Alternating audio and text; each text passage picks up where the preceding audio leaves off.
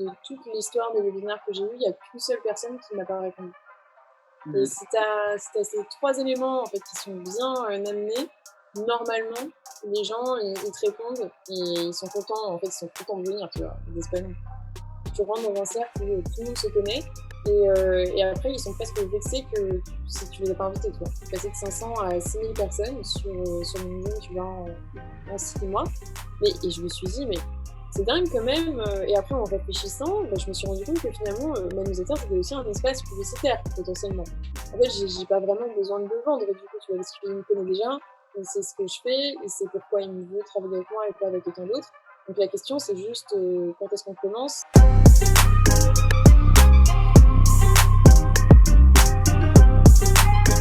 Bonjour à tous et bienvenue dans ce nouvel épisode du Lead Club. Aujourd'hui, j'ai le plaisir et l'honneur d'accueillir Maud Alaves. Maud, il y a très très peu de personnes à mon avis qui ne la connaissent pas ici, mais je vais quand même la laisser encore une fois se représenter pour les deux, trois qui ne la connaissent pas. Donc Maud, à toi la parole. Ouais, je suis flattée, merci. Bonjour tout le monde. Donc moi, je suis Maud Delavèche, je suis la fondatrice du Social Club que j'ai lancé il y a 1 an maintenant.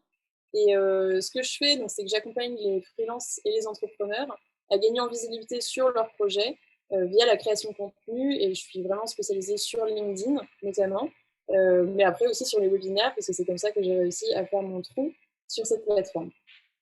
Et justement ici, pour entrer dans le vif du sujet, c'est quoi un webinaire pour toi? C'est quoi Alors, un webinaire, pas que pour moi, Du coup, la définition de manière générale, en gros, c'est un séminaire. En fait, c'est séminaire, mais en ligne, donc un webinaire, tu vois? Et le principe, voilà, c'est un séminaire en ligne, quoi, donc c'est quelque chose qui se passe en live, en ligne, et souvent, ça va être des interviews de personnes, mais après, il n'y a pas que ça. Tu peux aussi faire une masterclass en live, par exemple, et ça va être du coup ce qu'on peut appeler un webinaire. Ou tu peux être tout seul et pendant 1 heure ou 2 heures ou peu importe, en fait, tu racontes, tu parles sur un sujet avec des gens qui sont là pour t'écouter, mais tu es tout seul à parler, et ça aussi, ça peut être un webinaire, quoi. d'accord, parfait. Et j'aimerais savoir ici, pour le business en général, euh, est-ce que vraiment les webinaires, c'est quelque chose qui marche? La réponse, je pense elle est assez évidente. Mais justement, c'est quelque chose auquel on pense pas directement. On a encore l'approche classique avec organiser des conférences, etc. Mais les webinaires, c'est quelque chose qui n'a pas encore exploité son potentiel à mes yeux. Donc ici, qu'est-ce que tu conseillerais pour le business? Comment ça, de lancer un webinaire ou pas, tu veux dire? Bah oui, alors moi, ça me semble évident qu'il faut en faire. Tu vois, si les entreprises voient l'intérêt des conférences, l'intérêt des webinaires, c'est le même, sauf que ça coûte beaucoup moins cher, déjà, de base. En fait, ça coûte quasiment rien, parce qu'il n'y a pas de location de salle à avoir. En plus, les gens s'inscrivent beaucoup plus facilement à un webinaire en ligne qu'à une conférence, parce qu'il n'y a pas besoin de se déplacer pour y aller. Donc forcément, c'est intéressant. Et la dernière chose, en fait, mais pas la principale finalement, c'est que les webinaires, c'est un des formats, pour moi, c'est le seul format que je connais, qui est le plus simple pour collecter beaucoup d'emails à la fois. Parce que forcément, les gens, pour s'inscrire au webinaire, ils sont obligés en fait de lâcher leur email pour ensuite recevoir le lien d'inscription au webinaire, quoi, ou de participation. Et du coup, quand on a plein de mails comme ça, on peut les utiliser après pour faire grandir notre newsletter ou pour retargeter les gens derrière. Donc, ce qu'on veut aller chercher surtout avec le webinaire, c'est ça, c'est de faire grandir sa base mail. Et ça, c'est vraiment un des outils les plus efficaces pour le faire. D'accord. Et ici, toi, tu avais commencé comme ça, justement. Tu le dis dans différents posts, dans différentes vidéos. Et tu dis que ça t'a permis, justement, de pouvoir te mettre en avant sans être réellement toi sous le feu des projecteurs. Ouais. Est-ce que maintenant, ça t'as senti cette évolution, en fait, et ça t'a vraiment aidé à être à l'aise? Et aussi, ma question, c'est par rapport aux invités. Est-ce que ça ne te dérangeait pas, en fait, de les mettre eux complètement en avant et toi à rester en arrière? Bah non, pas du tout, parce que il y a 1 an, moi, j'étais vraiment dans une démarche, puis un peu toujours, tu vois, mais d'exploratrice. Donc je me disais: «Bah, moi, j'y connais rien, Et j'ai juste envie de me retrouver dans la pièce avec des personnes que j'admire pour qu'ils m'apprennent comment faire. Et au passage, ça serve à d'autres personnes, tu vois. Mais non, je pense qu'en business, de manière générale, il ne faut pas être... euh, c'est quoi l'inverse de généreux déjà? Euh, Égoïste, voilà. Il ne faut pas être égoïste. Radin? Ouais, il faut pas être radin, il faut pas être égoïste, tu vois, en business. Je pense que d'être généreux et puis de mettre d'autres personnes en avant, tu vois, c'est toujours en fait une bonne stratégie aussi, parce que ça nous retombe dessus après d'une manière ou d'une autre, tu vois. Il y a quand même l'effet karma, enfin, ça revient toujours, tu vois. Donc, non, moi, ça me faisait plaisir forcément de mettre en avant des personnes que j'admirais.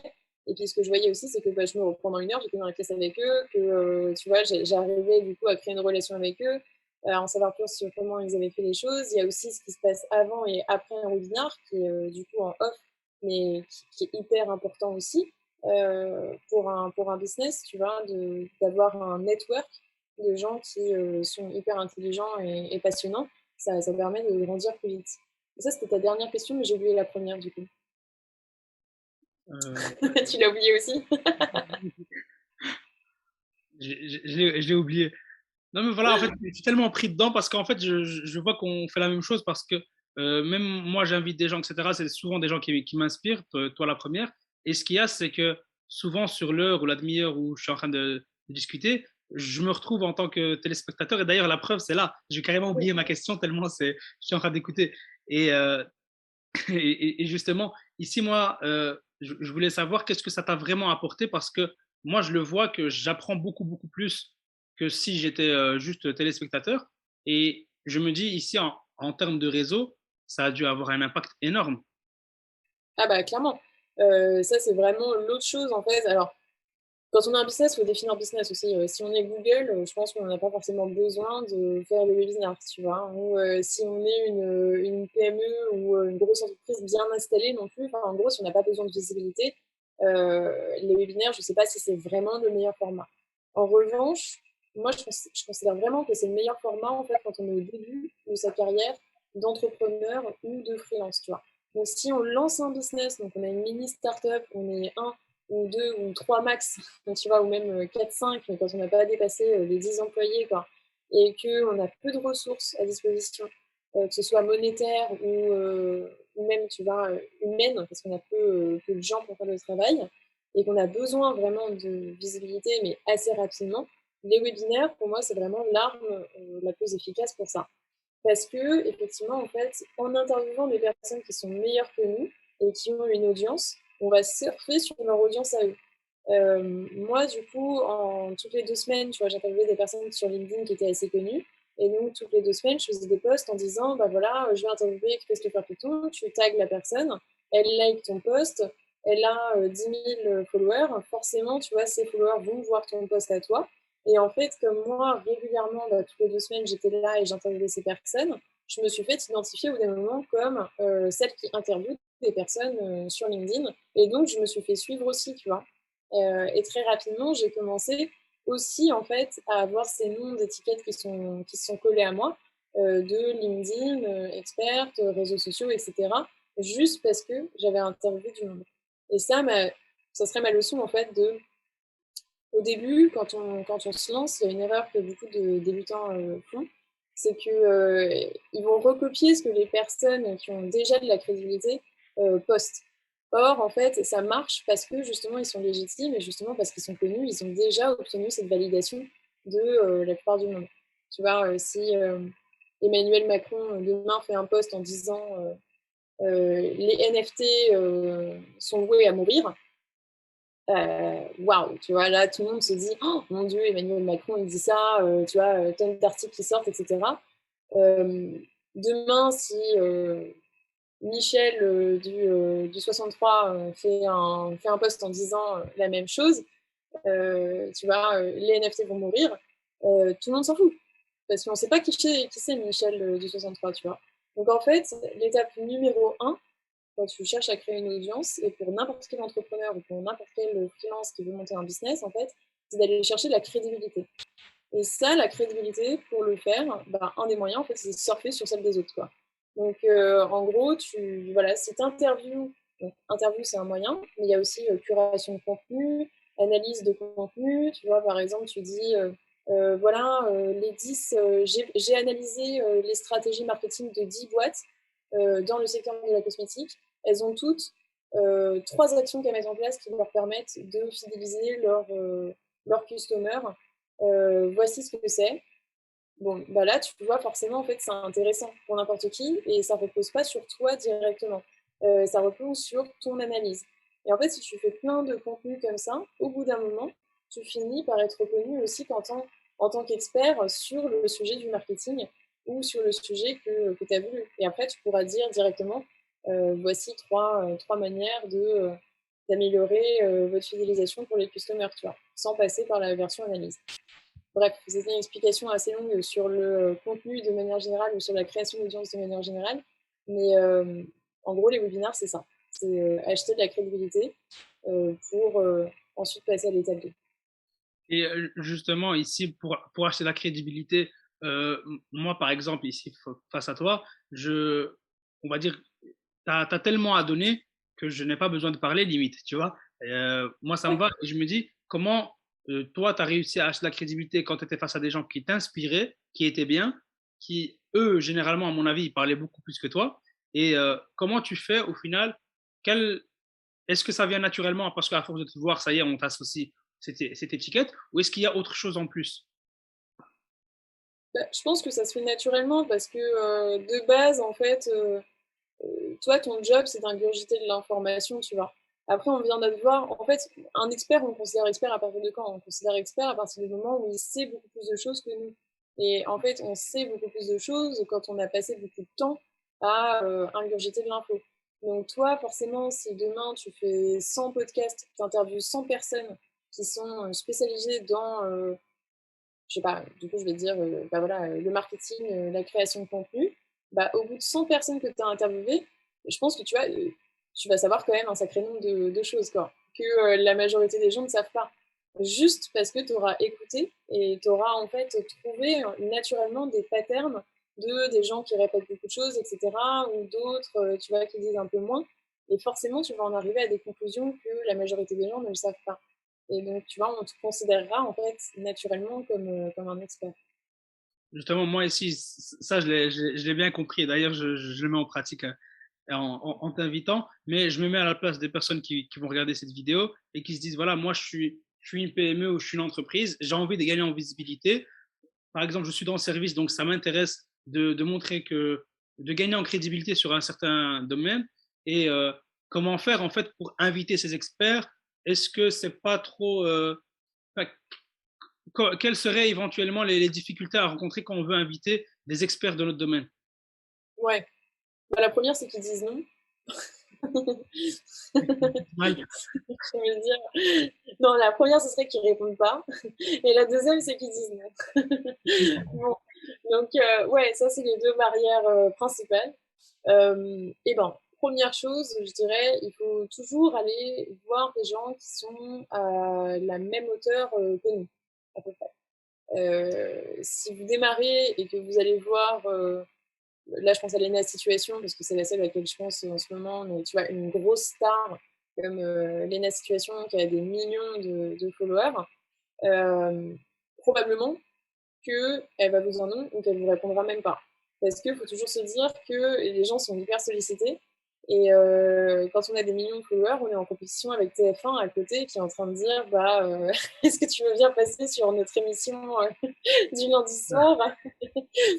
Bon, bah, vous qui démarrez votre podcast, évidemment, il faut toujours penser quel est l'intérêt pour Léna de passer chez vous. Aucun. Vous, vous avez un grand intérêt à ce qu'elle passe chez vous, mais elle, aucun. Donc voilà, réfléchissez toujours, est-ce que c'est une situation qui est win-win? Si c'est du win-win, est-ce que l'autre a un intérêt à passer sur votre podcast et à gagner en visibilité aussi? Pour l'instant, vous n'avez probablement pas trop à lui offrir, mais si vous en faites régulièrement et que ça, vous lui montrez justement que vous êtes investi, que votre podcast, c'est pas quelque chose que vous lancez comme ça à la va-vite, mais c'est quelque chose que vous faites qui va durer en fait, ben ça déjà la personne ça peut la rassurer et elle peut se dire ok c'est un investissement que je donne, mais c'est sur le long terme, ça va finir par venir. Donc au début, allez voir des personnes qui n'ont pas forcément une grosse communauté, juste pour au moins vous faire un peu les dents. Et puis ouais, gagner en expérience, en fait, si vous en avez au moins 5-10 qui sont comme ça va vous permettre ensuite d'aller voir d'autres qui sont un peu au-dessus et de leur dire, bah voilà, déjà je suis un podcasteur ou un webinaire ou un créateur de contenu régulier, je suis professionnelle, tu peux voir mon travail, je commence à avoir un petit peu de visibilité et du coup, j'aimerais bien t'appeler toi parce que je suis fan de toi, j'adore ce que tu fais, je te suis depuis 6 mois. Et je pense que ce sujet-là, par exemple, tu vas pas beaucoup parler dessus et moi j'aimerais bien avoir ton avis là-dessus. Tu vois ce que je viens de faire, c'est que, 1, tu le rassures, 2, tu lui lèches les bottes. J'ai même pas d'autre moyen de dire ça, mais c'est vraiment ça. Non, mais enfin, faut pas oublier que hein? On peut le faire en étant sincère. Tu vois, c'est des gens, généralement, quand tu invites, la première chose que tu m'as dit, c'est des gens qui t'inspirent réellement. Donc, Ah ouais, on peut dire que tu leur lèches les bottes, mais c'est réel, c'est sincère. Donc, tant que tu les admires, c'est bon. voilà, c'est ça. Mais il faut le dire. Et je pense que parce que ça se sent, en fait. Quand on est de l'autre côté, genre si on a quelqu'un qui nous dit vraiment, ouais, ça fait des mois que je te suis, j'adore tout ce que tu fais, surtout ça. Tu vois, comme ça, vous donner un exemple pour bien préciser vraiment, enfin pour dire que c'est vrai, quoi, que c'est pas juste, tiens, j'ai vu que tu avais beaucoup de followers et puis ça m'intéresse bien parce que j'ai besoin de toi. Euh, et qu'on sent que c'est purement intéressé, en fait, là, ça donne moins envie. Donc, effectivement, soyez sincère aussi dans votre démarche, montrez-le, trouvez quelqu'un vraiment que vous admirez, exprimez-lui, et puis ensuite, montrez que vous savez pourquoi lui et pas un autre. Quoi.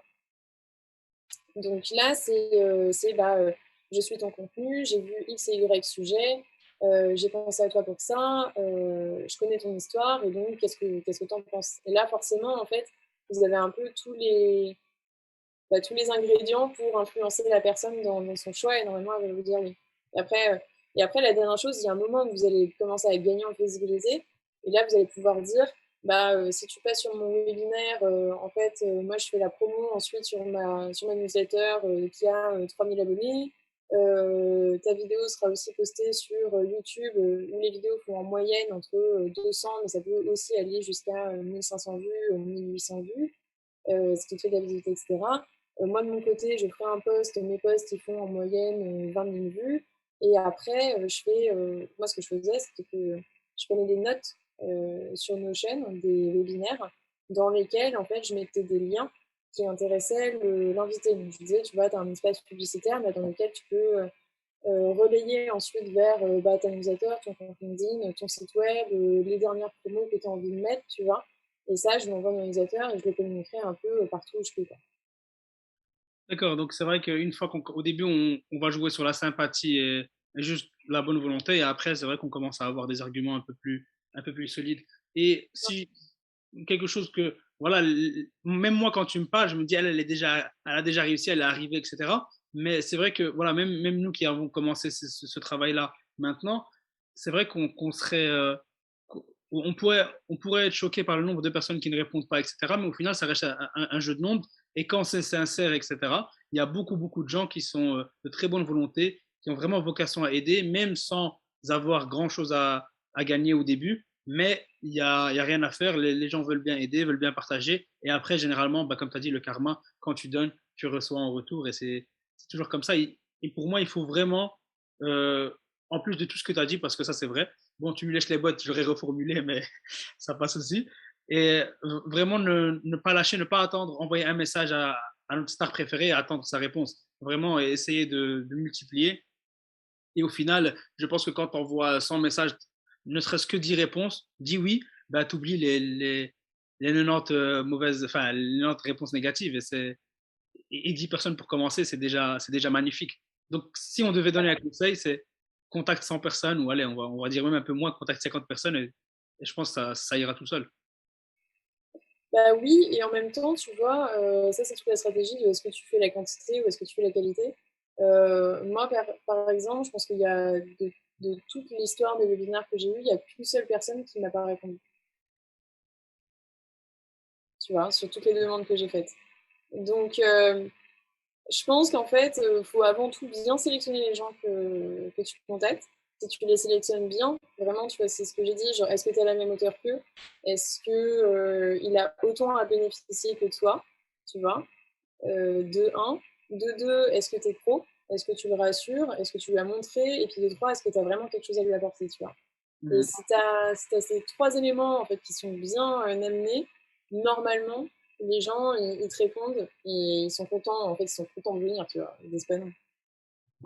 Et justement, quand tu dis qu'ils soient à la même hauteur que toi, ici, tu me disais que tu prenais des gens qui t'inspiraient, qui étaient au-dessus. Quand tu dis qu'ils sont à la même hauteur que toi, ça veut dire quoi?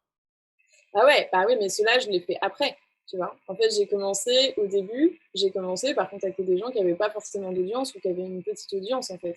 Tu vois, genre sur LinkedIn, j'ai contacté des gens qui avaient, 1000 followers. Les premiers, c'était ça. Et puis, mais donc du coup, pour eux, c'était aussi leur premier webinaire, tu vois? Et pour eux, c'était une opportunité, du coup. Ils se disaient genre: «Ah ouais, il y a quelqu'un qui me contacte pour faire un webinaire», tu vois? «C'est la Mmh. première fois que ça m'arrive», donc forcément, ils sont flattés. Forcément, ils vont dire oui. Mais toi, ça te fait déjà un webinaire, tu vois? Sur lequel tu peux te faire les dents.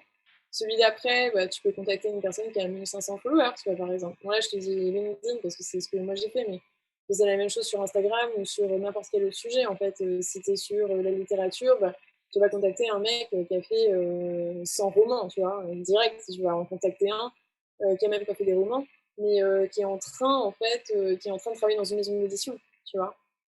Tu commences en fait par, par le bas, de l'échelle, on va dire. Enfin, c'est un peu, j'ai pas d'autres termes, mais par ceux qui sont pas, ouais, qui ont pas, 1 000 000 d'expérience ou qui ont pas 1 000 000 de choses, quoi. Donc ouais, donc soit en termes de followers, soit en termes de, ce qu'ils ont fait dans leur vie. Et après, tu vois, quand tu commences à en avoir plein, là, tu montes petit à petit. Après, il y a un truc magique qui se passe, c'est que quand on a un, comme moi, la première que j'ai eue, qui était un peu cotée, on va dire, sur LinkedIn, c'était Inès Fillon. Inès Fillon, elle est pote avec Mélanie Bigot. Eux, ils connaissent, Christopher Piton. Christopher Piton, il connaît Pauline Sarda. Pauline Sarda, elle va connaître, X, Y personnes, tu vois? Et en fait, il y a un moment où il y a une espèce de roman qui se passe où, quand ils sont tous passés par là, tu vois, tu rentres dans un cercle où, tout le monde se connaît et après ils sont presque vexés si tu les as pas invités, tu vois? Après, c'est eux qui t'envoient un message alors? Bah, ouais, tu vois? Mais tu vois ce que je veux dire? C'est qu'il faut commencer d'abord j'ai pas envoyé un message à Inès Fillon en 1er, ni à Mélanie Migaud. Mmh. Je dirais D'accord. aussi qu'il faut faire attention à pas griller ses cartouches trop vite, tu vois? Ouais, c'est vrai, c'est vrai. Par contre, pendant 6 mois, j'ai interagi avec son contenu, tu vois? Je me suis fait, repérer et cetera et après, il y a un moment où tu peux arriver en disant: «Voilà, tu as vu, j'ai fait plusieurs webinaires, heu et la suivante, c'est toi». Et justement, ici, quand tu me dis au début, on commence petit, etc., et on monte, je vois la progressivité. Ici, toi, tu as fait le choix de faire une fois chaque 2 semaines. C'est une régularité qui me semble assez cohérente. Et je voulais savoir, après combien de temps tu t'es dit, bon, mon webinaire fonctionne vraiment, tu vois, où tu étais satisfaite du résultat, parce que je suppose que c'est pas dès le premier jour que ça a explosé. Non, mais en vrai, oui, parce qu'en fait, c'est vachement fonction de l'invité que tu invites, tu vois? Enfin, du moins au début. Au début, comme toi, tu pas d'audience, tu vois? Genre, tout va dépendre de la personne que tu vas inviter. Moi, assez rapidement, j'ai réussi à inviter des personnes qui avaient quand même une petite audience et donc assez rapidement, je me suis retrouvée avec, 100 personnes, dans la pièce. Ce que moi, je considère, tu vois, un webinaire à succès. Quand tu as 100 personnes dans la pièce, tu es content, quoi. Énorme.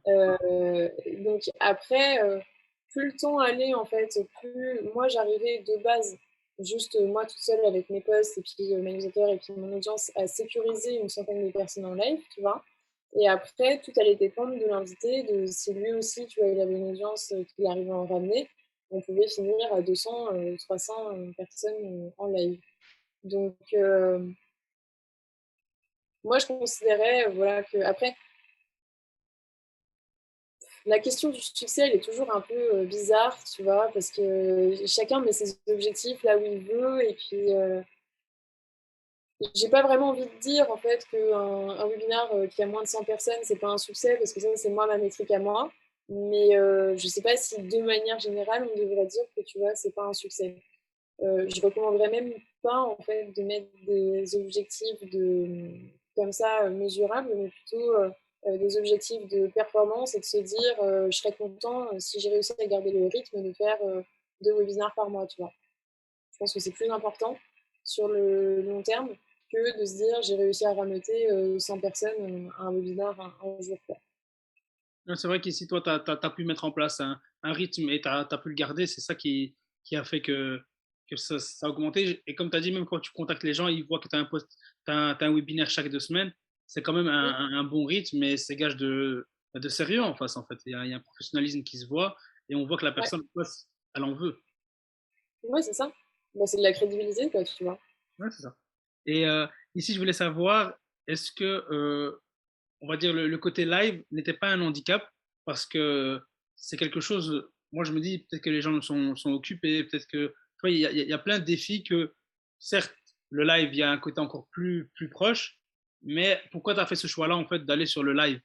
Parce que je me dis, au pire, tu aurais pu faire des vidéos, des interviews, tu les mets sur YouTube et plus de gens pourraient les voir. Mais le côté webinaire, à mon avis, il y a un choix réfléchi derrière.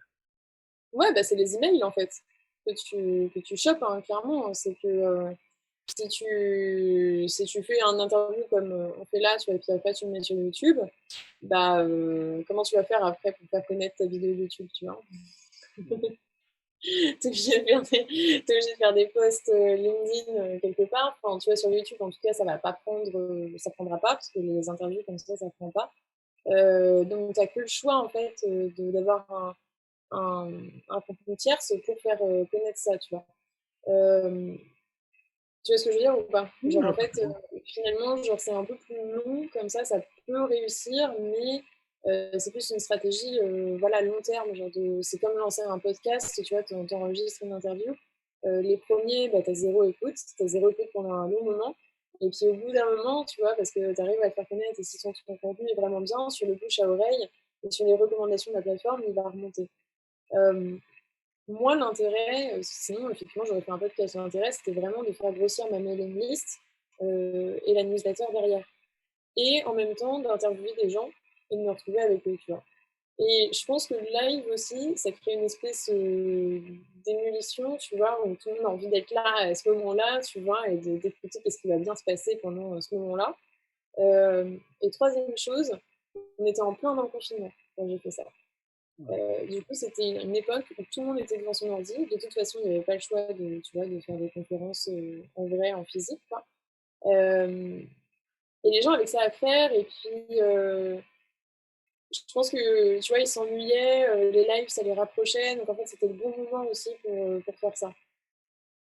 Ouais, c'est vrai qu'avec le confinement, en plus, il y avait le besoin social, donc ton live, c'était vraiment the place to be, on va dire. Tout le monde voulait. Ouais, c'est vrai que c'est pas mal. Et surtout, ici, tu as dit quelque chose d'intéressant, c'est qu'en parallèle de ce travail-là, tu avais une mailing list, il y avait une newsletter qui tournait. Est-ce que, euh, enfin, qu'est-ce que tu partageais dans cette newsletter? Est-ce que c'était lié vraiment à chaque fois, tu restais sur le sujet du webinaire, ou est-ce que voilà, c'était vraiment quelque chose que tu prenais à part, c'était juste un lead magnet et après, tu avais ta stratégie sur le côté des newsletters? Ouais, moi, j'avais ma stratégie à côté sur la newsletter. En fait, c'est la soucoupe. Et du coup, dans la soucoupe, je partageais bah, d'un côté donc, le webinar. Ouais, donc, je partageais les notes que j'avais écrites à l'époque. Une semaine sur deux, ou alors la semaine d'après, je disais, bah voilà, le prochain webinaire, ce sera ça, vous pourrez vous inscrire, etc. Les gens étaient vraiment très friands des webinaires, des interviews. Je sais pas, c'était des sujets qui les intéressaient, ils y voyaient beaucoup de valeur. Et après, dans la newsletter, en plus de ça, je partage des articles écrits d'autres invités. Donc, en fait, j'invite beaucoup de personnes au final à faire des choses, que ce soit à l'écrit, soit en interview. Et après, dernière chose, je mets aussi pas mal de ressources que je trouve régulièrement. Donc, ça va être des petits tips ou alors des snack content, comme j'aime les appeler, de d'autres créateurs que je vais partager. Euh, et voilà. Et je pense que c'est tout ce que je mets dans cette newsletter. Mais donc, d'un côté, c'est lié et en même temps, c'est la suite, en fait. En gros, si le webinaire vous a plu, si le sujet vous a plu, euh, comme c'est toujours lié à la création de contenu, tu vois, les réseaux sociaux, bah, et que dans les newsletters, je ne partage que de ça, mais encore plus, en général, les gens, ils apprécient. Oui, donc c'est vraiment un truc en plus et l'avantage, c'est que ça va être, il y aura un effet boule de neige parce que les personnes qui viennent là reviennent après aux épisodes, enfin, aux webinaires suivants. Ouais, Ça augmente le bouche à oreille, etc. C'est vrai que c'est une très, ouais. très belle stratégie et ça me semble, enfin, je vois pourquoi ça a réussi. Et j'aimerais savoir justement maintenant, on a beaucoup parlé de toi, ce que tu faisais, etc. Mais tu as déjà un peu en partie répondu, mais comment tu as attiré ces gens sur les webinaires? C'est-à-dire qu'au début, tu en avais peu, et après, tu as commencé à attirer de plus en plus de monde. Comment tu Mmh. faisais? Ouais. Bah, alors, 1re chose, moi, je faisais un post LinkedIn. Après, j'avais la newsletter et après, j'avais mon invité qui faisait un post aussi. Moi, ça faisait vraiment partie de ce que je demandais, en fait, quand j'envoyais un mail récap, tu vois, à l'invité en lui disant: «Bah, voilà, on va faire un webinar, ça sera, telle date, tel sujet, voici la liste des questions», après je lui envoyais le visuel, par exemple, que j'avais partagé ou, j'ai plus en tête là, mais je crois, ah oui, des petits conseils sur le live, tu vois, genre, teste ta connexion, prends des écouteurs, et cetera, nin. Puis visuellement aussi, pour que ce soit cohérent avec l'univers du Social Club. Et ben, j'expliquais aussi, tu vois, ou même dans le briefing, en fait, même en amont, en fait, avec l'invité, que la communication, elle est partagée, quoi. C'est-à-dire que lui, il doit faire des posts aussi, parce que son enjeu à lui aussi, c'est qu'il y ait un maximum de monde dans ce live. Tu vois, il ne faut pas se retrouver à se déplacer pendant 1 heure pour parler seulement avec 2 personnes. Enfin, personne ne veut ça, quoi. Donc forcément, tu vois, il communique, moi je communique aussi. Au début, bah, comme je disais, moi, la force de ma communication n'était pas très forte, tu vois? Donc peut-être qu'on ramenait, je dis «on» parce qu'au tout début, on était 2. Il y avait Emeline Chen qui était ma cofondatrice, sur le sujet. On ramenait donc peut-être, 20, 30 inscrits, tu vois? Il faut savoir que le nombre d'inscrits, c'est à peu près divisé par, 1/3. Donc en gros, tu as 1/3 de présents, tu vois, sur le nombre d'inscrits, maximum la moitié, donc en gros 30 inscrits, ça fait 10 présents, tu vois? Mmh. Et après l'invité ramenait tout le reste. Et après à terme, bah, moi voilà, j'ai commencé à construire une audience, j'ai commencé à mieux savoir aussi comment faire des posts, promotionnels sur LinkedIn. Et du coup, j'ai pu ramener de plus en plus de monde, moi toute seule, quoi. D'accord. Et je me dis ici, voilà, toi, tu avais une stratégie de newsletter, tu avais plusieurs invités qui t'intéressaient. Euh, Est-ce qu'à chaque fois, tu prenais, on va dire, tu ramenais les invités en fonction de leurs réponses quand tu peux, ou est-ce que justement il y avait une stratégie de sujet, une cohérence qui suivait, et parce que la plupart des sujets sont quand même intéressants, mais est-ce que toi, tu avais créé un programme préétabli au début, ou c'est juste, voilà, ça s'est imbriqué un peu naturellement? La deuxième option. Ça va. Non, mais en fait, enfin, c'est hyper difficile de faire un programme comme ça et puis après tu appelles la personne et elle te dit: «Ah bah non, je suis pas dispo avant dans 3 semaines», enfin, tu vois? Et là ton programme il tombe à l'eau, qu'est-ce que tu fais? Enfin, Ouais, c'est ce que je me disais, je me dis si elle a fait changer ça, de personne, tu vois? Bah non. C'est parce qu'à la base, c'est la personne que tu voulais être, donc en fait, non, moi je me faisais plus une liste en fait en amont des gens qui m'intéressent. Je passais, tu vois, un petit temps à regarder leur profil, à bien étudier ce qu'ils ont fait, à regarder, tu vois, les autres interviews qu'ils ont fait, à écouter les autres interviews qu'ils ont fait. Donc tu vois, je passais, beaucoup de temps en amont, moi, à me renseigner sur la personne et après je vais me dire: «OK, quels sont les sujets que j'ai déjà faits? Quels sont les sujets tu vois, qui me restent à faire? Quelles sont les questions que les gens vont poser en live, que je vois qui les intéressent?» Tu vois, j'essaie de faire un mélange entre tout ça et je vais me dire: «Bon, bah, tiens, voilà, cette personne, du coup, elle est parfaite pour ça», tu vois? Donc parfois, j'ai une idée de sujet et il faut que je trouve la personne et parfois, c'est l'inverse, j'ai la personne et je cherche un sujet à lui demander, tu vois? d'accord, parfait. Donc, c'est vraiment en fonction de la personne, on va dire principalement. Et Mmh. de temps en temps, ça va. D'accord, c'est plus clair, c'est parfait. Et j'aimerais savoir justement ici, en termes d'évolution de ta communauté, parce que on a parlé du fait que c'était chaque 2 semaines. Est-ce que tu voyais une évolution constante ou est-ce qu'il y avait vraiment des pics à chaque webinaire? Et surtout, on va dire en combien de temps, enfin, quand tu as commencé les webinaires, si tu as une idée du nombre de personnes que tu avais, je pense, sur LinkedIn ou sur la newsletter, et si tu as une idée de l'évolution chiffrée, on va dire. Ouais. Bah, en 6 mois, tu vois, j'ai commencé les webinaires, vraiment en octobre, je dirais, quelque chose comme ça, octobre de l'année dernière et j'en ai fait, là, j'ai arrêté, parce que j'ai fait le Content Summit il y a pas longtemps et puis, du coup, je diffuse, en fait, c'est du Content Summit, ce qui est plus simple pour l'instant. Donc je dirais que les derniers que j'avais fait, c'était en mars, avril, mai, quelque chose comme ça. Donc ça fait à peu près 6 mois. En 6 mois, je suis passée de au début, j'avais 500 followers sur, LinkedIn, ou peut-être un ouais, non, ouais, j'avais plus 500 justement. Je venais de passer le plus 500, j'étais contente. Ça faisait, tu vois? Stylé. Ça faisait stylé.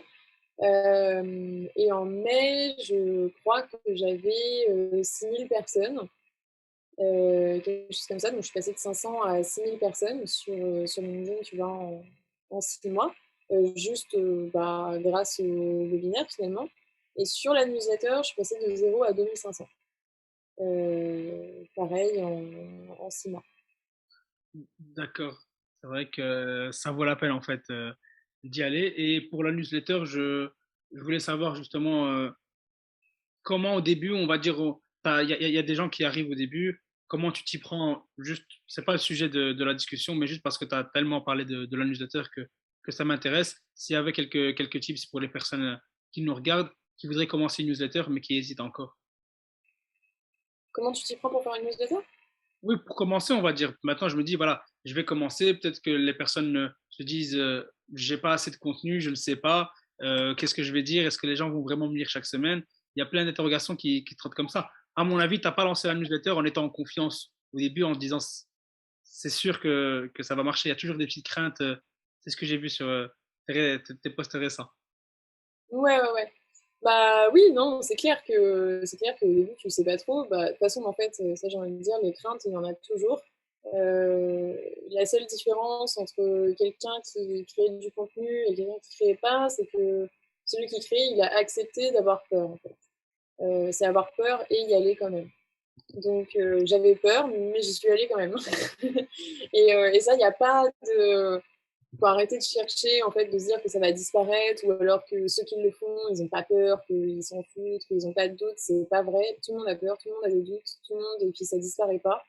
Faut juste faire avec, en fait. Donc voilà, ça c'est objection numéro un. Et deuxième chose, bah, je dirais qu'en fait, faut tester, quoi. Euh, Moi, mon format newsletter, il a vachement évolué avec le temps. Au début, je partageais des articles que moi j'avais trouvés ou que moi j'avais rédigés. Et en fait, ça s'est fait un peu par hasard. Où à un moment, il y a un gars que j'ai rencontré, alors je ne saurais plus dire comment, mais il était start-upper justement dans une boîte et puis il avait envie de donner de la visibilité. Il m'a dit, ouais, tu sais, je pourrais te rédiger un article pour ta newsletter. Et je me suis dit, bah, c'est fou ça. Pourquoi il veut faire ça, lui Et puis il veut le faire régulièrement en plus. Bon, après, il a fini par arrêter. Et je me suis dit, mais c'est dingue quand même. Et après, en réfléchissant, bah, je me suis rendu compte que finalement, ma newsletter, c'était aussi un espace publicitaire, potentiellement. Mhm. Et que donc, si lui, il y voyait l'intérêt, bah, peut-être que d'autres personnes y verraient de l'intérêt. Donc j'ai commencé à contacter d'autres personnes en leur disant ça, en leur disant bah tiens, voilà, j'ai une newsletter, et puis en disant que j'invitais régulièrement des experts à partager leurs tips et contenus, etc. Et comme en fait sur les webinaires, bah, il y avait quand même très rapidement du monde, très rapidement je suis arrivée à une newsletter de 500-600 personnes en fait. Et bon, là, donc, c'était tout petit, tu vois, mais quand tu contactes des petits créateurs, c'est pareil. Des freelances, tu vois, qui ont besoin de trouver des clients. Pour eux, en fait, bah, contacter 600 personnes en une seule fois, c'est pas mal. Donc, du coup, tu vois, ça s'est fait un peu par hasard. J'ai fait ça comme ça.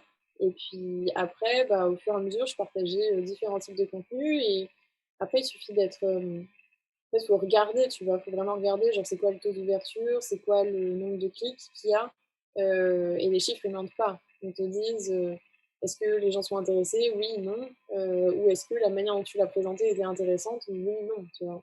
Ça, tu le vois.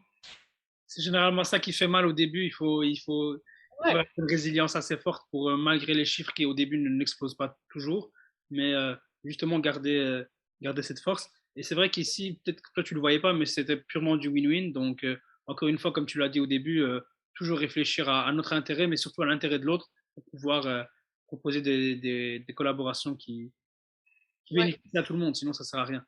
Et j'ai envie de rentrer un peu plus dans l'aspect interview de Maud, c'est-à-dire que demain, voilà, il y a quelqu'un qui a regardé cette vidéo, qui se dit, ça y est, j'ai compris, je vais lancer les, mes webinaires chaque 2 semaines, je ne suivrai pas de Maud. Quel conseil tu pourrais donner en termes d'interview? Parce que je pense qu'au début, il y a quand même un peu t'es peut-être intimidé parce que c'est peut-être des personnes qui t'inspirent, même si on ne commence pas assez haut. Mais voilà, je pense qu'il y a plein de petits conseils que, avec le recul, maintenant, c'est des choses que tu as appris sur le tas, mais tu aurais bien voulu qu'on te les dise avant. Donc, si on peut faire gagner du temps aux personnes et éviter quelques embarras, on, on veut bien le Ouais. faire. Alors, première chose, je dirais, c'est de bien briefer son invité. Donc, c'est de passer du temps avec lui avant le webinaire en live. Donc, moi, je faisais 30 minutes d'appel avec eux où j'apprends à les connaître et j'apprends à les sentir aussi. Pour Mhm. savoir est-ce qu'il est bavard, est-ce que à l'inverse, pas du tout, est-ce qu'il est synthétique.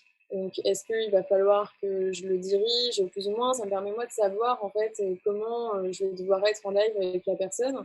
Euh, Parce qu'il y en a voilà, qui sont plus bavards et il faut plutôt essayer de les couper et puis de les recentrer sur le sujet, alors qu'il y en a d'autres qui ont du mal à parler et donc il faut plutôt les mettre à l'aise, leur tirer des informations, etc. Donc voilà, déjà 30 minutes de brief avec la personne, ça c'est non négociable parce qu'en live, les gens sont stressés, que ce soit vous ou l'autre. Et quand vous avez 200 personnes en live, ben, on ne peut pas laisser la place au stress, quoi. Donc, il faut que la personne elle soit en confiance avec vous. Et ça se fait avant le webinaire. Donc, l'appeler, de un. De deux, vous, il faut vous préparer, mais au maximum. Parce qu'en live, il y a énormément de choses qui se passent. Il y a le chat qui va fois 1000. Il y a vos questions auxquelles il faut penser. Et il y a ce que l'invité dit en face que vous n'avez pas forcément prévu, quoi. Sur lequel il faut rebondir. Donc, votre cerveau, il est coupé en trois. Il faut être capable de gérer ça très vite. Donc, je dirais, bah, pour moi, la solution, c'est de se préparer au max. Préparez vos questions, préparez vos sujets, préparez votre intro. En fait, il y a un moment, ça va devenir un peu des automatismes. Moi, les questions, la manière dont je les préparais, c'est que j'avais un sujet, un grand sujet. Et après, c'est toujours pareil, hein, c'est pourquoi, comment, quoi, qui. euh, et puis, on déroule, en fait. Et on fait tout le tour du sujet comme ça, quoi, tout simplement. Et après, en fait, on commence large, et puis plus ça va, plus on rentre dans les détails euh, du sujet. Donc comme ça, moi, en fait, mon rôle, c'est vraiment juste de guider, de rentrer en profondeur, et puis c'est tout. Et à la fin, on fait 10 minutes de questions-réponses. Comme ça, au moins, ça ne perturbe pas le live, vous ne regardez pas le chat pendant. Et après, je dirais, dernier conseil, bah, c'est de prévenir l'audience et bien leur expliquer justement comment ça va se passer. Donc, quand vous arrivez au début, bah, hello, bonjour, voilà, on est en live, aujourd'hui j'invite X personnes, on va parler de tel sujet, voilà comment le live va se dérouler. On va d'abord parler de tel sujet, puis après on va parler de tel sujet, puis de tel sujet, et on va laisser 10 minutes de questions à la fin pour l'invité, ou 5 ou 10 minutes en fonction du temps qu'on aura. Et ce que je vous invite à faire, c'est d'aller dans le chat, la partie à droite. Vous pourrez voir que vous pouvez voter pour les questions. Et moi, je vais commencer par poser les questions qui ont été le plus votées. Voilà, par exemple. Et comme ça, les gens, au moins, ils savent. Ouais, c'est vrai. Mais c'est vrai que c'est quelque chose, par exemple, ici, moi, je fais pas, je faisais Ouais. pas, peut-être que maintenant, je vais réfléchir, mais l'idée de dire, voilà, on va parler de ça, c'est vrai que ça peut être assez intéressant et la personne sait à quoi s'attendre. Et voilà, comme quoi, à la base, moi, j'ai fait ça pour que les gens apprennent, mais finalement, j'apprends aussi. Et c'est magnifique. J'aimerais maintenant rentrer avec toi sur la partie, voilà, quand même, t'avais 500 personnes, tu as fini avec 6000 en, en 6 mois, donc ça fait 5500 en 6 mois, ça fait beaucoup. Et, et je me dis que, parce que moi je te suis, je vois la personne qui est attachante, etc. Mais je me dis qu'en privé, à mon avis, il y a eu aussi un travail où ces personnes-là viennent, qui sont au début spectatrices, puis deviennent des connexions. Et après, justement, il y a une côté relation pour que ça devienne des clients et que ça puisse en faire apporter de l'argent pour ne pas que ce soit juste du bénévolat, quoi. Et j'aimerais savoir ici, justement, comment tu fais pour qu'une fois que la personne vienne et tu lui as plu, elle t'a rajouté, etc., tu l'acceptes. Qu'est-ce qui se passe derrière pour fortifier encore plus cette relation? Alors en fait, là, ça dépend du business que tu as. Moi, dans mon cas, alors j'ai pas mal changé de produit, donc ça dépend des moments, j'ai envie de te dire. Quand j'ai un produit type le manuel LinkedIn ou alors, tu vois, les masterclass, euh, en fait, bah, tout va se passer dans la newsletter, justement. C'est-à-dire que dans la newsletter, j'entretiens une relation avec eux de manière régulière, où tu vois, je vais leur envoyer du contenu intéressant. Et dès que j'ai une offre de lancement, donc dès qu'il se passe quelque chose, bah, au début de la newsletter, je vais dire, bah voilà, en fait, les newsletters, je les commence toujours en mode hello, comment ça va moi, moi, ça va bien en ce moment, tu vois. Enfin, en fait, je leur parle comme si c'était comme si c'était mes potes, tu vois. Mais en fait, je blague aussi parce que des fois, je leur dis, bon, bah, puisque vous le demandez, justement, bah, moi, ça va. Pas du tout, mais bon, bref, ça S'il vous fait. plaît. Hein? C'est ça, moi en tant que, maintenant ici je t'interviewe, mais en tant que même consommateur de l'autre côté, c'est ça qui fait que cette authenticité, cette Ouais, légèreté, etc., c'est ça qui plaît au final. bah oui, je pense, tu vois. Donc, moi, je rigole tout seul derrière mon écran, mais je pense que j'en fais rigoler quelques-uns aussi de temps en temps. Et moi, c'est ça qui me fait plaisir. Mais donc, tu vois, je profite de ce moment-là après pour dire, bon, bah, moi, ça va super. J'ai lancé le manuel LinkedIn. Le manuel LinkedIn, ça sert à ça, ça et ça. Si vous êtes curieux, bah, allez voir. Et tu vois, là, il y a, je sais pas, 200, 300 clics de personnes qui vont voir et un certain nombre de personnes qui achètent. Et c'est comme ça, en fait, que moi, je les transforme en clients, du moins pour des produits. Tu vois, c'est pareil pour dès que tu as des offres de lancement, tout se passe en fait via les mails. Ou alors, bah, après, reparti sur LinkedIn, hop, tu fais des posts où tu expliques ce que tu fais, tu vois. Sinon, la deuxième chose, après, quand tu as une offre d'accompagnement, tu vois, donc plutôt du service, comme là, ce que j'ai lancé aussi, là, c'est autre chose. C'est-à-dire qu'en fait, pendant un long moment, tu vas montrer ton expertise, donc les gens, ils te suivent. Et là, alors il y a deux techniques, et je ne suis pas encore la meilleure là-dessus, parce qu'en vrai, moi, je suis forte dans le marketing, tu vois, mais je suis pas une vendeuse. Donc, justement, la partie prospection, j'ai jamais fait de prospection, je sais pas du tout comment faire. Et j'aime pas du tout ça, donc je pourrais pas conseiller là-dessus. Moi, la manière dont j'obtiens des clients, c'est un peu par magie, tu vois. C'est-à-dire que je fais des posts. Et vraiment, littéralement, il y a une fois toutes les semaines, tu vois, tous les 4 matins, où j'ai un message qui arrive dans mon LinkedIn qui dit voilà, j'ai envie de me lancer sur LinkedIn aujourd'hui, mais j'ai besoin de quelqu'un pour m'accompagner. J'ai vu que tu offrais des services à ce sujet-là. Est-ce qu'on pourrait en discuter? Et bah voilà, bah là je me dis bah oui, super, j'ai hâte d'en discuter. Voilà, tu peux prendre un créneau avec moi sur mon calendrier et on en parle. Et en général, en fait, j'ai pas vraiment besoin de le vendre du coup, tu vois, parce qu'il me connaît déjà, il sait ce que je fais, il sait pourquoi il me veut travailler avec moi et pas avec quelqu'un d'autre. Donc la question c'est juste quand est-ce qu'on commence et puis est-ce que oui ou non je peux négocier sur les prix? Non. Et du coup, est-ce que oui ou non j'accepte ça, quoi. D'accord, mais Tu vois. là t'en parles comme ça, comme si ça t'était tombé sur la tête, mais moi, je suis obligé de le dire. Tu fais un travail de dingue sur les réseaux. Moi, ne serait-ce que sur LinkedIn, je vois le nombre de posts que tu mets, et surtout, moi, ce qui m'impressionne, c'est à chaque fois que tu réponds à tout le monde. Ça Mm. c'est quelque chose aussi. Ouais. Enfin, tu me dis, oui, c'est vrai que les gens sont convaincus, on a l'impression que ça tombe du ciel, c'est peut-être par modestie, mais la réalité, c'est que tu fournis tout un travail derrière, et qu'il y a ce côté-là où j'ai l'impression de te connaître. Moi, avant de te voir, j'avais l'impression, voilà, Maud, c'est ma pote, tu vois. Et donc, il y a tout ce travail-là que peut-être toi, tu vois le travail, mais tu vois pas les conséquences, mais qui a vraiment une conséquence énorme parce que on a l'impression de la connaître. Ça, c'est un peu commun à tout le contenu, mais la manière avec laquelle tu l'as fait, la légèreté, la spontanéité, l'authenticité, ben c'est ce qui fait qu'on a tous envie de bosser avec toi au final. C'est vraiment ça le cas. Ah bah ça me fait plaisir. C'est gentil. Mais ouais, probablement. Après, moi, c'est vrai que je le fais parce que naturellement, en fait, je me mets à la place des gens et je vais me dire, bon, bah, c'est plus sympa, tu vois. Et la deuxième raison, c'est effectivement parce que je sais bien, tu vois, que pour d'un point de vue business, c'est comme ça aussi que ça fonctionne, tu vois. Et la troisième, je dirais même, c'est que d'un point de vue algorithmique, pour tes posts, il faut répondre à tout le monde, tu vois. La première raison pour laquelle je l'ai fait, c'est parce que d'un point de vue algorithmique, je savais que ça marchait. Deuxième, parce que je me disais, bah, de toute façon, oui, moi, quand je commente un post, j'ai envie qu'on me réponde, tu vois, et puis parce que les gens, j'ai envie de leur répondre aussi. D'accord. Et le troisième, je me suis rendu compte que oui, en fait, ça développe vraiment des relations avec les gens. Alors, ce qui est assez marrant, tu vois, c'est marrant ce que tu as dit là, que tu as l'impression de me connaître et qu'on est potes, c'est le principe de la relation parasociale.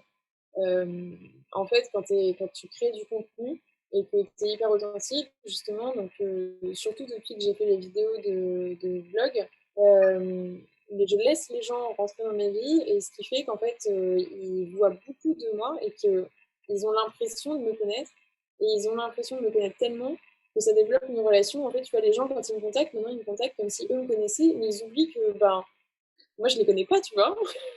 Ouais, c'est Et ça fait des trucs un peu bizarres parfois, tu vois. Ouais. Si je dois te donner une anecdote, il y a pas longtemps, il y a quelqu'un qui m'a contacté sur LinkedIn, il m'a fait Hello Maud, j'ai une question un peu bizarre, est-ce que t'aimes les gaufres? pas tout à fait. Non mais, tu vois, Ouais, non, le gars, ça y est, là. et t'as envie de lui dire, bah, enfin, c'est bizarre quand même, tu Ouais, vois, genre, tout à fait. c'est typiquement le genre de truc qu'un fou pourrait te demander dans la rue avant d'ouvrir son manteau, et puis, tu vois. Et en fait, comme ils ont tellement l'impression que, bah voilà, que je suis sympa, que je réponds à tout le monde, que je suis authentique et tout, en fait, ils se disent, bah voilà, je vais aller l'aborder, tu vois, de la même manière qu'elle, elle aborde le reste du monde, elle va trouver ça normal. Mais ils oublient que, oh, coucou. Ils oublient que, bah, au final, je suis quand même une personne et que je les connais pas, tu vois. Ouais, c'est vrai, mais c'est vrai que cette distance-là, elle est, à mon avis, elle doit être gênante, enfin pas gênante, mais au début, tu dois pas être habitué parce que vraiment, on a l'impression de te connaître et toi, de l'autre côté, ben, tu connais rien de la personne. Donc, c'est vrai qu'il y a une distance au niveau de la relation qui, Ouais. ça fait bizarre, ça fait le type, le voyeur qui te connaît parfaitement parce qu'il t'a suivi pendant 6 mois alors que non. Mais encore une fois, comme tu as dit, niveau business, etc., ça a vraiment énormément de bienfaits. Euh, Ouais. tu- Après, une chose est sûre, c'est un investissement hein, quand même. Je passe, ça faut le savoir, hein, créer une audience, c'est vraiment, ça porte son nom, hein, c'est une audience, c'est une communauté, quoi. Et donc, c'est pas une communauté qui est passive, en fait. On peut avoir une communauté seulement si on est actif aussi. Et ça veut dire passer du temps. Donc moi, passer du temps à répondre aux messages, décidément, je pense que je vais les laisser là, parce que sinon elle va vouloir revenir Elle est la systématiquement. bienvenue, il n'y a pas de souci. Si elle a des C'est choses à exact. rajouter, elle peut le dire. Donc, bah, je sais plus ce que je disais. Ah oui, que voilà, ça prend du temps, en fait, quand même.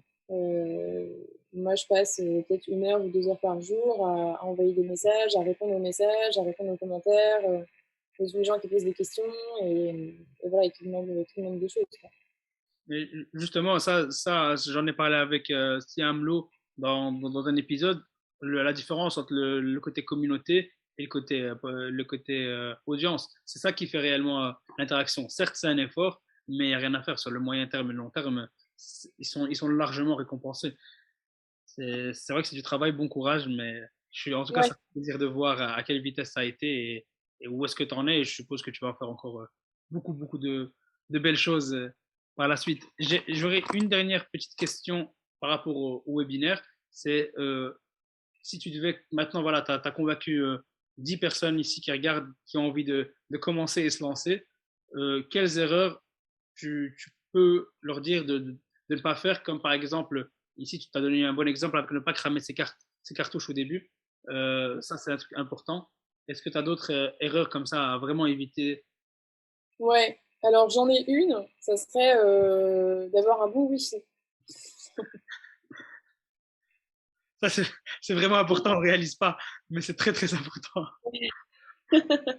Non, mais ça va paraître vraiment débile hein, de dire ça, c'est un peu le b.a.-ba. Mais en vrai, moi, ça m'est arrivé 2, 3 fois de faire des coupures en live de Wi-Fi. Ça met mal, hein, quand même. Ça met vachement mal. Et ça, bon, bah voilà, faut tester avant. On peut penser que ça peut marcher, mais il faut pas oublier que ben, live avec 200 personnes, ça prend beaucoup plus d'énergie qu'une connexion normale qui demande juste d'aller sur LinkedIn ou sur les posts, quoi. Donc ça, faut le tester en amont. Moi, j'utilise Livestorm pour faire les lives, qui est vachement bien, je trouve, parce que bah, c'est un bon rapport qualité-prix. C'est le même prix que Zoom, mais à la différence de Zoom, je trouve qu'il y a un vrai UX experience qui est bien pensé pour que en fait, le chat à droite s'affiche bien.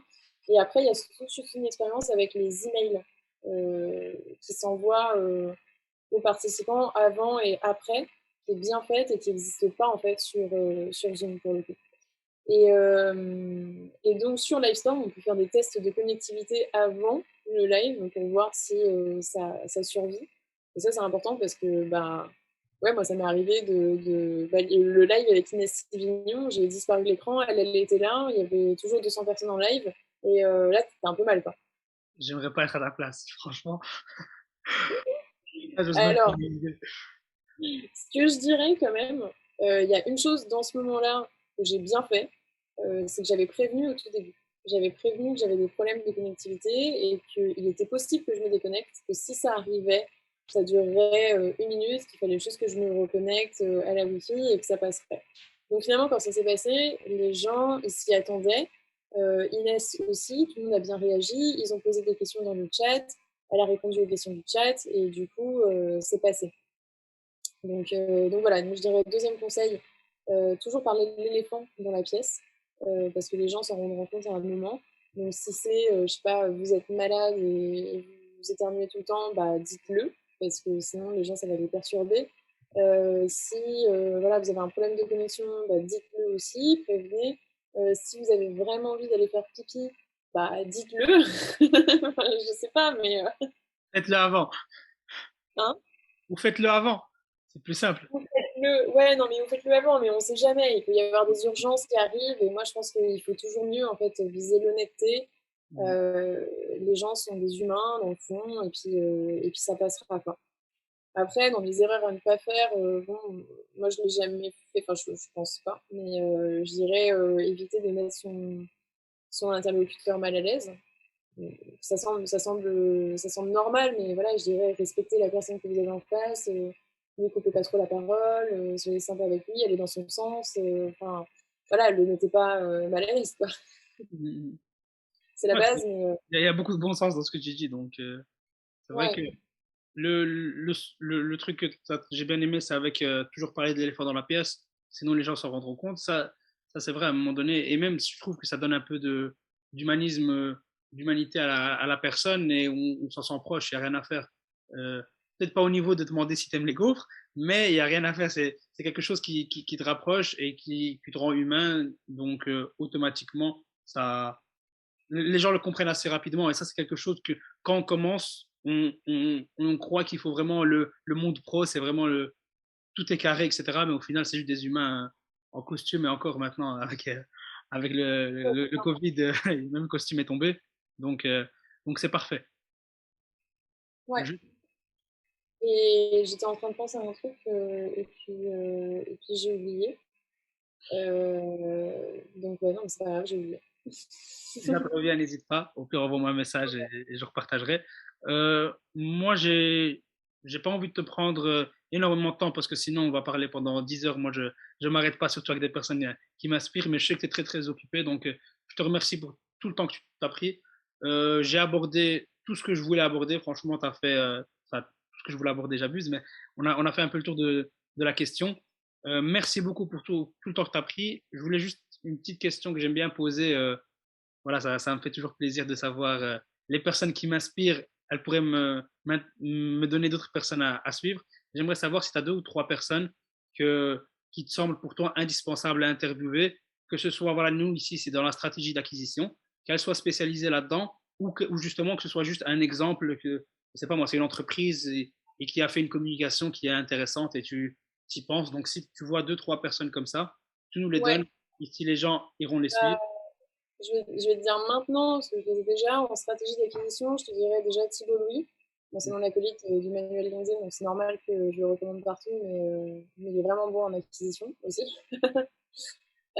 Ensuite, Caroline Mignot, qui est pareil, très très forte en acquisition, et qui a plein de tips là-dessus. Puis en plus, elle est plutôt sur Clubhouse, donc c'est intéressant d'avoir son point de vue. Et la troisième personne, c'est Caroline Jurado, qui elle est spécialisée en fait en vente et en vente B2B, et qui est aussi sur LinkedIn, mais surtout sur TikTok. Et donc, c'est aussi intéressant d'avoir son point de vue. D'accord. Et surtout, moi, ce que j'aimerais bien, c'est les gens qui vont regarder cet épisode, c'est sûr qu'ils vont revenir te parler. Comment te retrouver? Est-ce que c'est que sur LinkedIn ou ailleurs? N'hésite pas à justement maintenant te dire où est-ce qu'on peut te retrouver, où est-ce qu'on peut te suivre? Je sais que tu es partout et tu partout en même Non, temps, mais voilà. je suis pas partout en vrai, je suis juste, sur LinkedIn et sur YouTube depuis peu. Donc bah, voilà, vous pouvez me suivre, sur LinkedIn au nom de Maud Alaves. Sinon sur YouTube, c'est pareil, c'est Maud Alaves. Après, j'ai aussi la chaîne du Social Club. Là récemment, j'ai essayé de les diviser en 2 et sinon la newsletter, bah, c'est la soucoupe que vous pourrez trouver sur le site du Social Club. Parfait. Merci beaucoup, Maud. Ça m'a vraiment, vraiment fait plaisir. Je te remercie infiniment. C'était vraiment, tu as beaucoup partagé avec nous. Il y a beaucoup de tips. Tu as été très transparente et comme d'hab, assez légère et authentique. Donc, merci pour ta bonne humeur et ton temps. Et j'espère qu'on te reverra très bientôt. Et bah, merci beaucoup à toi aussi pour l'invitation, c'était top. J'espère que ça a aidé, plein de gens. Parfait. Merci beaucoup. Salut. Merci, salut.